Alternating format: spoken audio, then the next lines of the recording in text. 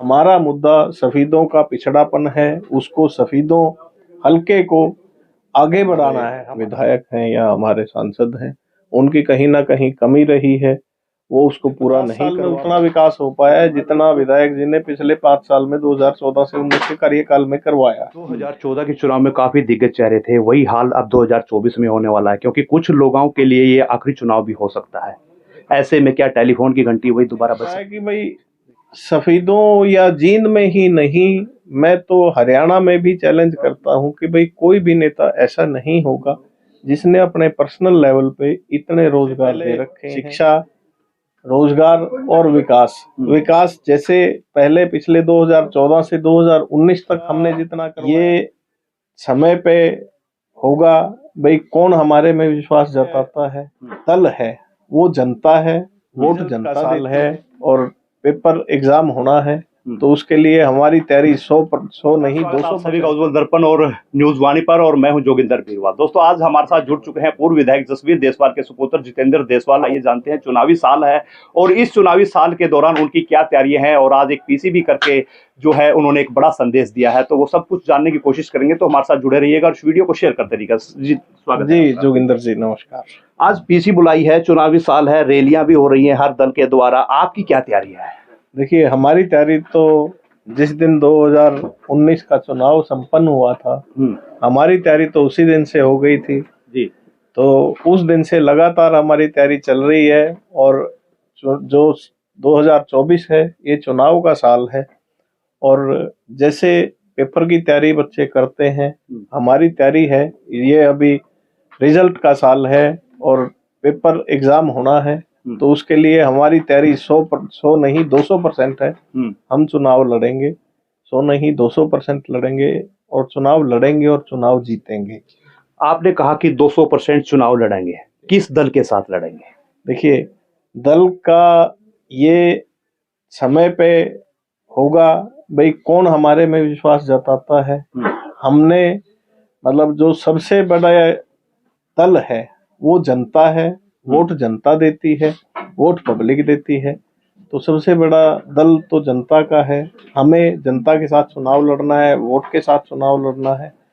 हम अपना वोट के लिए जो भी हमने कार्य किए हैं, जो भी हमने विकास कार्य किए हैं, जो भी हमने बाकी शिक्षा, रोजगार और दूसरे मुद्दों की बात है, जितना हमने विकास करवाया हम उसको जन जन तक पहुंचाएंगे। और वो यही हमारा मुद्दा है। हमारा मुद्दा सफेदों का पिछड़ापन है, उसको सफेदों हल्के को आगे बढ़ाना है हमारा मुद्दा। अभी आपने कहा कि हमारा जो एरिया है वो पिछड़ेपन में है, विकास नहीं हो रहा, बेरोजगारी बढ़ती जा रही है, आपके पास क्या रोड मैप है? नहीं, मैंने तो बताया कि भाई हमारा जो रोड मैप है, सबसे पहले शिक्षा, रोजगार और विकास विकास जैसे पहले पिछले 2014 से 2019 तक हमने जितना करवाया, कुछ विभाग तो ऐसे थे कि भाई मतलब पिछले 50 साल में उतना विकास हो पाया है जितना विधायक जी ने पिछले 5 साल में 2014 से 19 के कार्यकाल में करवाया है। और रोजगार की बात है, भाई सरकार जो रोजगार देती है वो देती है। मैंने बताया कि भाई सफेदों या जींद में ही नहीं, मैं तो हरियाणा में भी चैलेंज करता हूं कि भाई कोई भी नेता ऐसा नहीं होगा जिसने अपने पर्सनल लेवल पे इतने रोजगार दे रखे हैं, इतने आदमियों को, इतने अपने युवा साथियों को, इतने अपने बच्चों को साथ में मतलब अपना विकास करते करते उनका साथ में विकास करने की कोशिश की है। विधायक जी ने 2019 में चुनाव को स्किप कर दिया, क्या वो गैप अब 2024 में भर पाएगा? देखिए, जो गैप भरने की बात है, गैप तो तब माना जाए कि भाई हम हल्के की जनता से हल्के से दूर रहे हों। आज भी इतना ही जो हल्के में प्रेजेंस है, इतने ही सारे नेताओं की मिलाकर है और इतनी ही विधायक जी की अकेले का जो प्रेजेंस है उतनी है। उसके बाद परिवार के जितने मेंबर्स हैं वो भी हल्के में रहते हैं, कोशिश करते हैं कि भाई ज्यादा से ज्यादा जनसंपर्क में रहे।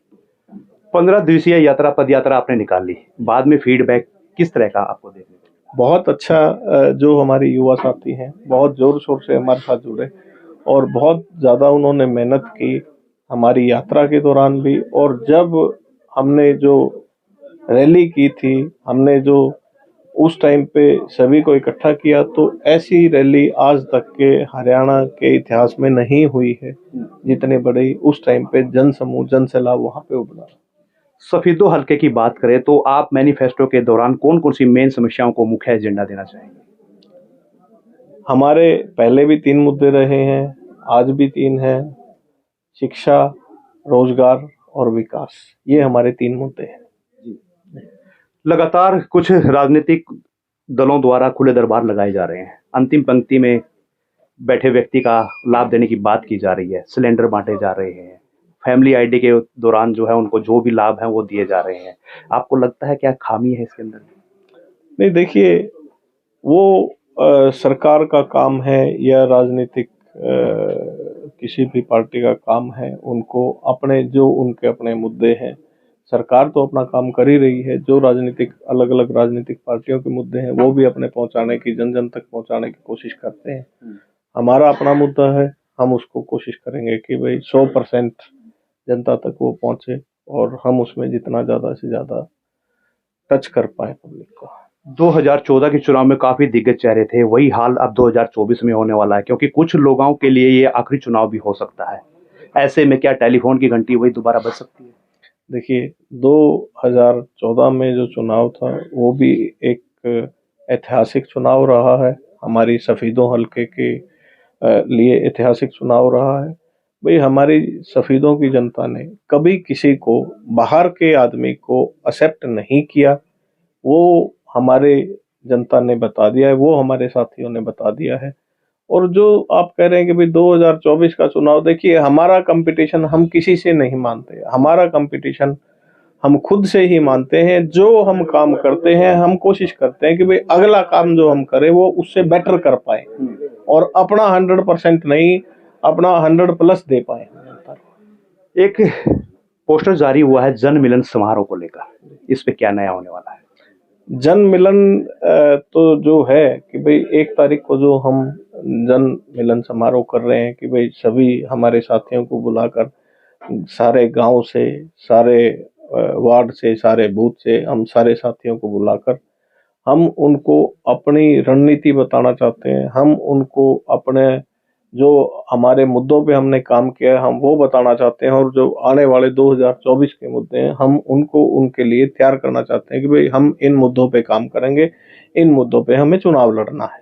विधायक जी जिस भी गांव में जाते हैं कहते हैं इंडस्ट्री का एक बड़ा हमारा टारगेट है, एक इंडस्ट्री स्थापित हो ताकि रोजगार मिल सके, लेकिन अब भाजपा और जजपा सरकार ने IMT पिलूखेड़ा में बनाने की बात कही है, क्या मानते हैं सिरे चढ़ पाएगी बात?